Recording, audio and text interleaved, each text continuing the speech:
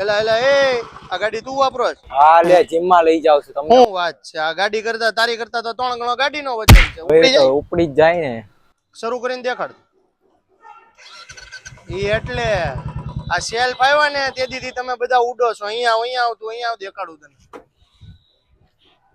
જો તો આને ઓળખો છો તું? ના ના આને બુલેટ ના પપ્પા કહેવાય. આ શરૂ થાય તારથી કરીને દેખાડ. કિક સ્ટાર્ટ ગાડી છે. નો થાય તો જા માઈક આંગલા, તારથી કાઈ નહીં થાય. આ બધી છે original standard bullet. Kick start આવે, ઊંધા ગેર આવે, અને આ છે પહેલી ગાડી.